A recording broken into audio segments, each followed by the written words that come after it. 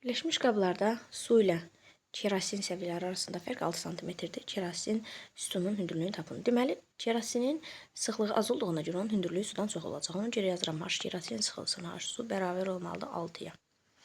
İndi gəl baxaq. Birləşmiş qablarda bilirik ki, hündürlüklə sıxlıq tərs asılıdır. Onda yazıram H kerosin bölünsün H su bərabər olmalıdır rho su bölünsün rho kerosinə. Gəl verilənləri qoyaq yerinə. Kerosinin yerinə, bundan kerosinin hündürlüyünü soruşur da. Elə H kerosini saxlayıram. Amma suyun yerinə yaza bilərəm H kerosin sıxılsın 6 bərabərdir. Bu ifadədən tapdım da onu. Su 1000-dir. Kerosincə sıxlığı 800-dür. Sıfırları atım. İxtisar aparacam. Deməli 2-yə. Burada qalacaq 4, burada qalacaq 5. İndi çarpaz vuraq. Olacaq 4H kerosin bərabər olmalıdır. 5H kerosin sıxılsın 30. Buradan da tapıram H kerosin bərabərdir 30 sm. Kerosin sütunun hündürlüyünü tapdım 30'dur. Su sütunun hündürlüyü isə 30 çıxılsın H su bərabərdir 6-ya. H su nə olacaq? 24 sm olacaq. Oturacağının radiusu R olan silindrik qaba hansı hündürlükdə su tökmək lazımdır ki, onun qabın divarına göstərdiyi orta təzyiq qüvvəsi oturacağa göstərdiyi təzyiq qüvvəsindən 2 dəfə böyük olsun. Bizə deyir ki, F divar F oturacaqdan 2 dəfə böyük olsun. F divarın yerinə yaza bilərik. P divar vurulsun S divar bərabər olmalıdır 2 vurulsun. P oturacaq, vurulsun S oturacaq. Gəl bunları açaq. Deməli, divara göstərilən təzyiq olacaq rho GH bölünsün 2. Deməli, divarın sahəsi isə 2pi RH ilə tapılacaq. Bərabərdir 2 vurulsun. Deməli, oturacağa göstərilən təzyiq isə rho GH-dır. Rho GH vurulsun S oturacaqsa silindrin oturacağı pi kvadratdır. Gəl ixtisarlarımızı aparaq buradan görək nə gedəcək. Rho GH-lar hamısı getdi. Pi'lər getdi. Düzdürmü? Sonra R birini apardı. Bu 2 ilə də bu 2 getdi. Onda nə qaldı? H bərabərdir 2R qaldı. Yəni H 2R'ə bərabər olmalıdır ki, divara düşən təzyiq qüvvəsi oturacağa düşən təzyiq qüvvəsindən 2 dəfə böyük olsun. Cavab olacaq C variantı. Radiusu 1 metr olan silindrik çəndə 2 metr hündürlükdə su var. Suyun qabın dibinə göstərdiyi təzyiq qüvvəsi. Deməli, təzyiq qüvvəsi nəyə bərabərdir? Rho GH isə. Verilənləri qoyaq yerinə. Rho 1000-dir, yəni 10 üstü 3. J də 10-dur. Elə ikisi birlikdə 10 üstü 4 yazaram. H-ım nə qədərdir? H-ım 2-dir. Deməli, vurulsun. Silindr olduğuna görə deməli, silindrin sahəsi, oturacağın sahəsi pi r kvadratdır da. Gətirək qoyaq yerinə pi 3'dür. R nə qədərdir? 1 kvadrat olacaq 1. Bu da mənə nəyi verir? 6 vur 10 üstü 4'dür. Bu da 60 kilonewton edir. Yəni A variantı olacaq. 2 litr su var. Bu qaba əlavə 3 litr də su tökülsə, hidrostatik təzyiq necə dəyişir? Hidrostatik təzyiqimiz rho GH-dır. V-ni verib, həcmi verib də. V də SH-dır. H-ın yerinə əvəzləyək də yazaq rho G V bölünsün S. Oturacağın sayəsini dəyişmirəm. Rho da G də dəyişmir, yenə eyni su töküləcək çünki. Onda P ilə həcm necə asılı olacaq? Düz mütənasib asılı olacaq. Əvvəl 2 litr su var idi. Sonra 3 litr də töküldü, nə qədər oldu? 5 litr oldu. Onda həcm nə qədər artıb? 2,5 dəfə. Onda həcm 2,5 dəfə artıbsa, mənim hidrostatik təzyiqim də 2,5 dəfə artmış olacaq. Yəni C variantı olacaq. Sahəsi 3S olan silindrik qabdakı suyun qabın dibinə göstərdiyi təzyiq qüvvəsi F-dir.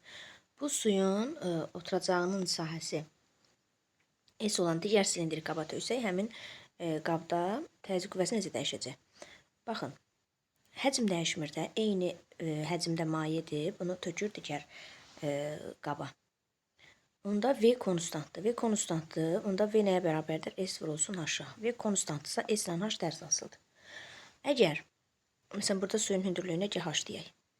Deməli, bax, bu qabdan digər qaba su tökülürsə, baxın, sahə nə olub? 3 dəfə kiçilib. Sahə 3 dəfə kiçilibsə, onda H 3 dəfə artacaq. Hərsə su qalxacaq 3H hündürlüyə. Onda F də rho GH S-dir də. Düzdürmü? Təzyiq qüvvəsini soruşur məndən. Onda hər ikisində də eyni olacaq. Ona görə F düzgün variantdır. Kranı açılmazdan öncə Bir nöqtəsində hidrostatik təzyiq P-dir. Kranı açıldıqdan sonra həmin nöqtədə hidrostatik təzyiq nə qədər olacaqdır? Baxın, belə bir düstur var. H son, yəni birləşmiş, belə bu cür birləşmiş, kranla birləşmiş qablarda son hər ikisində ümumiyyətlə hündürlük eyni olacaq. Amma son hündürlükdə necə tapırıq? Bax, bu şəkildə. Deməli, birinci qabın həcmi, yəni 2S vurulsun H, üstə gələk ikinci qab, S vurulsun 4H, bölünsün sahələrinin cəmi. 2'yə üstə gələk S olacaq 3S. Deməli, oldu 6S, H bölünsün 3S, ixtisar getdi, oldu 2H. Deməli, kran açılandan sonra bu hər iki qabda 2H hündürlüyündə maye olacaq. İndi deyir ki, həmin bu bir nöqtəsində hidrostatik təzyiq nə qədər olacaq? Bir nöqtəsində birinci hidrostatik təzyiqimiz nəyə bərabərdir? Rj H-a. Birinci qabda hündürlük birinci halda gəl 1 yazaq. Elə Rj H-dır. İkinci halda yenə eyni mayedir. Rj qalacaq. H amma artıq 2H olacaq. Onda olacaq 2 Rj H.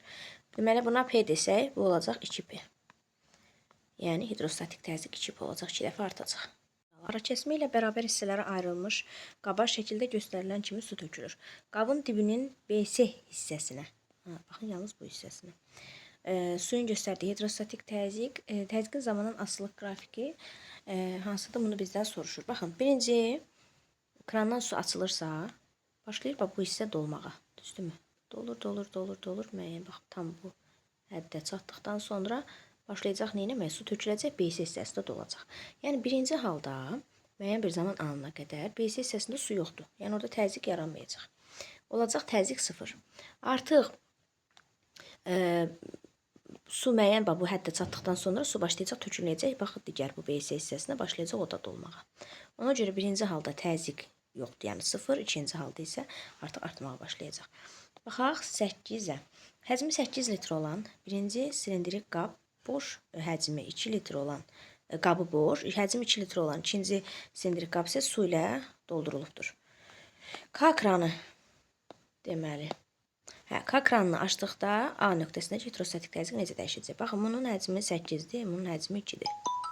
Hər iki qabın hündürlüyü H-dır da, baxın, eyni hündürlükdədir. V də nəyə bərabərdir? S H-a. Hər birinin hündürlüyü eynidirsə, onda V S-lə düz asılıdır. Birinci qabın həcmi 8-dir, ikinci qabın həcmi 2-dir. Onda, yəni bir digərindən 4 dəfə çoxdursa, onda bax, bunun da sahəsi, oturacağın sahəsi digərindən 4 dəfə çox olmalıdır. Yəni, birinə gəl 4 S yazaq, birinə S yazaq. İndi gəl baxaq. Kran açılandan sonra H son hündürlüyü ikisində də bərabər olacaq, amma nə qədər olacaq? İndi baxaq. Deməli, yazırıq 4S H, üstə gələk. Daha doğrusu, deməli, birinci qabda qabın həcmi 8 litrdir, amma maye yoxdur axı, maye yoxdur. Ona görə də qabın hündürlüyü H-dır, amma maye yoxdur axı, mayenin hündürlüyü bizə lazımdır. Maye olmadığına görə onun həcmini götürəcək 0. Üstə gələk. İkincidə görsüz ağzına qədər maye ilə doludur, sahəsi S, deməli, hündürlüyü isə H-dır. Onda gəl, indi bölək bunları oturacaqların sahələrinin cəminə, yəni S, 4S üstə gələk S, yəni 5S-ə. Deməli, S-ləri ixtisar aparsaq hər tərəfdə nə qalacaq? H bölünsün 5 qalacaq. İndi bax, birinci halda hələ kran açılmayıbdır. A nöqtəsinin hidrostatik təzyiqi nəyə bərabərdir? Rj, maye ilə doludur da, H hündürlüyündə, daha doğrusu H hündürlüyündə maye ilə doludur. Olacaq P1 Rj H-dır. P2 nəyə bərabərdir? Yenə Rj, amma hündürlük nə qədər oldu? H bölünsün 5 oldu. Yəni, P nə oldu? 5 dəfə azaldı.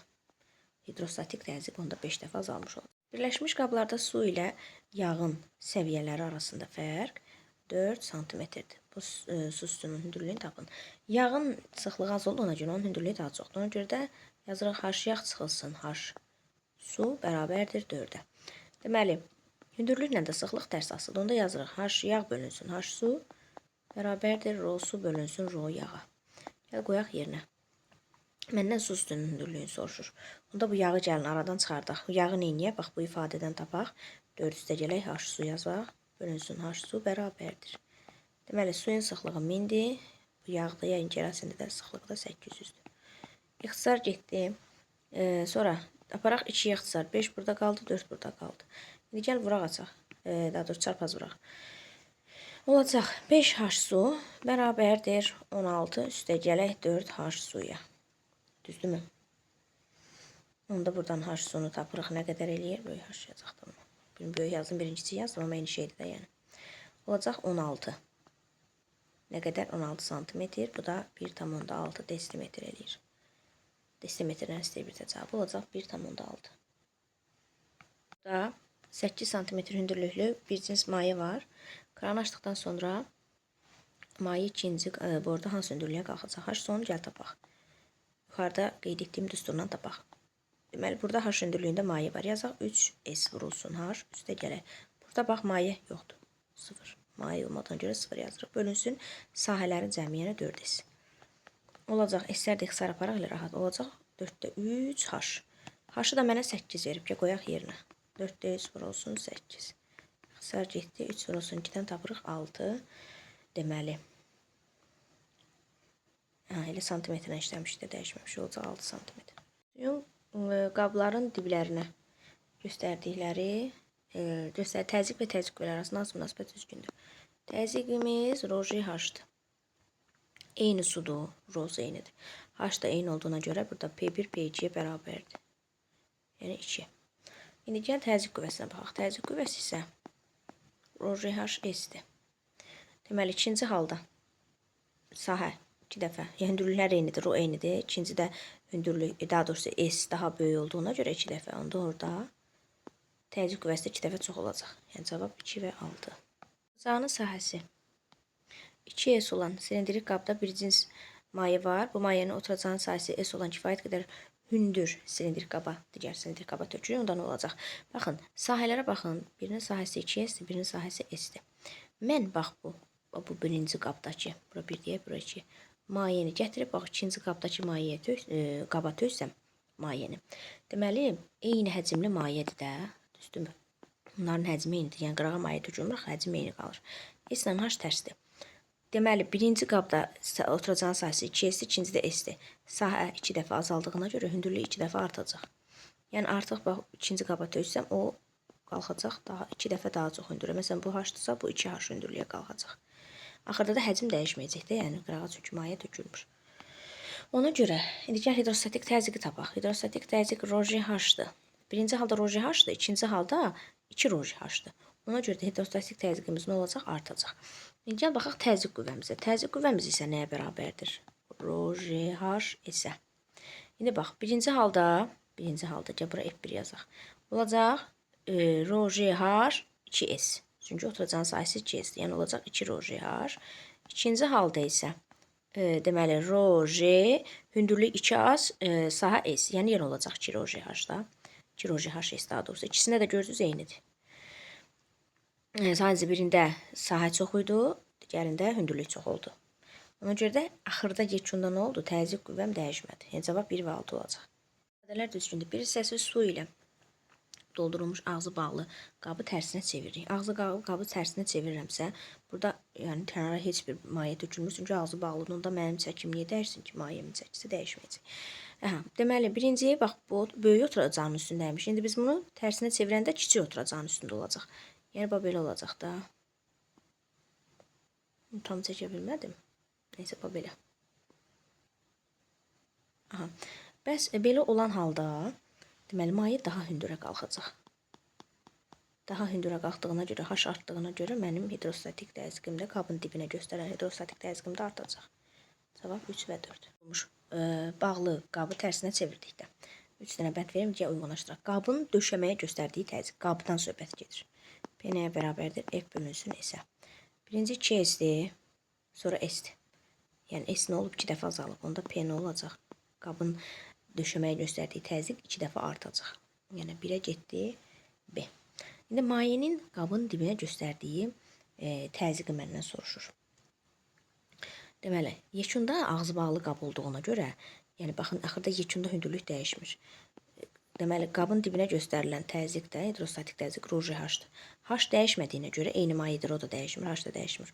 Onda mənim qabımın dibinə göstərdiyi, suyun qabın dibinə göstərdiyi təzyiq dəyişməyəcək. Burada getdi A. Təzyiq qüvvəm ρGH-S-dir. Deməli, birinci 2S idi, sonra S-dir. 2 dəfə azaldığına görə başda 2 dəfə azalacaq. S də getdi bura. Deməli, üç müxtəlif qabda eyni növ maye var. İndi məndən birinciyə baxır, nə deyir? Birinci qabda, ikinci qabda, üçüncü qabda mayenin çəkisi. Baxaq birinci 3-ə.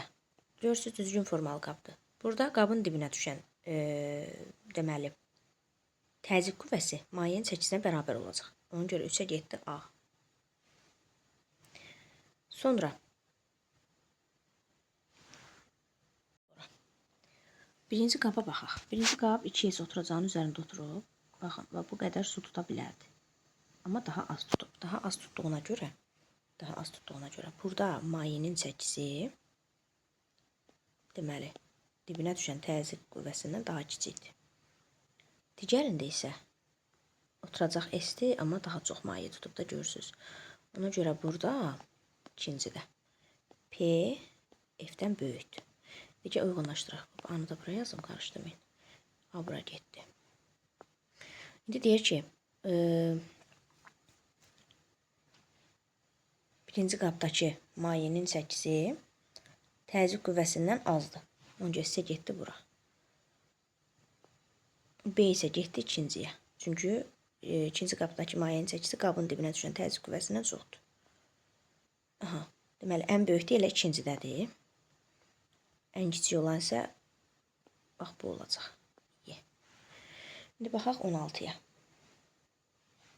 Uyğunluğu müəyyən edin. Su ilə dolu, ağzı bağlı qabı tərsinə çevirdik. İndi qabı tərsinə çevirəndə azalar artar, dəyişməz. Deməli, birinci S2 oturacağının üzərindədir, sonra isə S1 oturacağının üzərinə qoyduq. Onda qabın üfüqi səthə göstərdiyi təzyiq, qabın yerə göstərdiyi, bax bu təzyiq nə olacaq?